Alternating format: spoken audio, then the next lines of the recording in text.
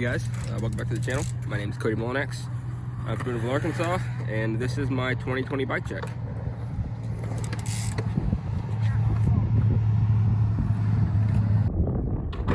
Alright guys, so we'll start at the top. I run the Total Killer bars, the new K3s, they're at 9.1. And then I run the Profile Mark Mobile push stem with some Mafia Hitmain forks. For the front wheel setup, I run the Profile Mini, titanium internals, titanium rainbow spokes, laced to a G Sport birdcage front wheel with Maxxis Grifter 2.1. For the brake setup, actually I forgot the brake set. I run the Odyssey mono module lever, M2 lever, with Odyssey cables, the Total top plate, Odyssey detangler, and the Total DBS cables. For the frame, I run the new Total Hangover H4 with the new DBS brake system. It took a little bit to figure it out, but it's pretty dope so far. For the crank setup, right now I have the Total Hangover H2 cranks to 165, the Total rotary sprocket. I run grip tape on my cranks. We can go over the mods in a little bit. The Expedo Spry pedals. For the brakes down here, I run the Clock Talons. This is some seat off my son's 12-inch fit, and he wanted my Total seat. Then for the bread and butter of the back wheel, I run the Profile Mini, titanium internals, tie driver, titanium spokes laced to a G Sport rib cage with a 1.85 Maxxis Grifter tire. And let's go to some mods that I do. So, this is a basic, pretty basic park rat bike. There's no street, there's none of that at all. So I don't like my cranks moving. So I actually take a rubber washer that I buy from Lowe's or any kind of hardware store, and I cut it out and I trim it to the bottom bracket size, and then I put it in between the cone spacer, so my cranks literally don't move. I don't have to run a super tight chain either. And then I had some grease though that I gotta do that, or else it's gonna squeak. Then I run grip tape because I still can't catch crank arms or catch pedals on tail whips ever. I don't really care. I don't care, Ted. A shame. What a shame. Yeah, no, pretty much I keep it pretty simple. Out of the box, I don't really do too many modifications. Just cut my bars down. These are the biggest bars I've ever had, and they're 27 wide. Cut down from like 30 or whatever total. So stop.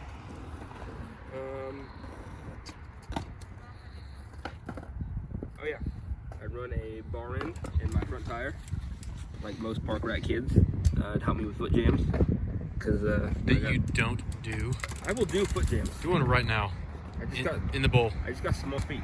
In the slick ass bowl with all the leaves and stuff. Yeah, I'll pass for that today. And it's cold. It's really cold right now.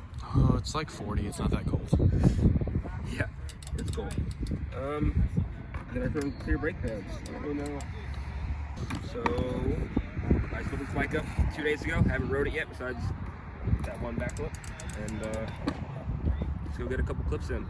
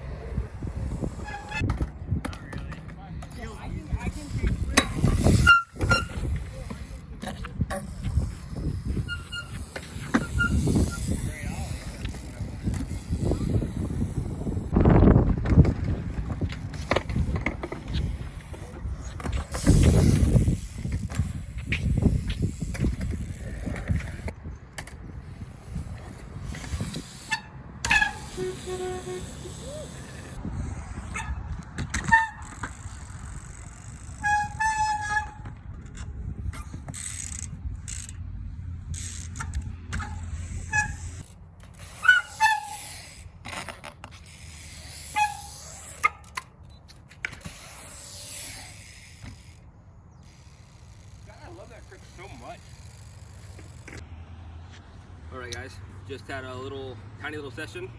We did some filming, got some pictures from Ted. Those will be on my Instagram and Facebook later. But first impressions of this bike, it's super light. These tie spokes just makes the whole dynamic of the bike feel so much different. Spinning, backflips, tail whips, everything just feels so light and twitchy. A little bit longer to get used to bigger bars. I was riding 8.5s and these are 9.1s now. So it's a pretty big, increase for me. Cause I like really small, tight bikes. And the frame is a 20.6 instead of a 20.4 like my old Mafia was. So it's gonna be a little weird, or take a little bit longer to get used to.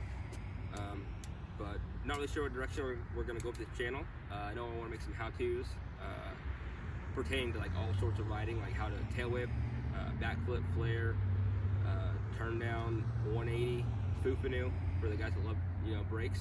This is probably my favorite trick in the world. Yeah, just comment what you guys think. Anything we should do with this channel, moving forward. Me and Ted, we're gonna go up to Springfield hopefully this weekend in a couple days to get another session in with those locals.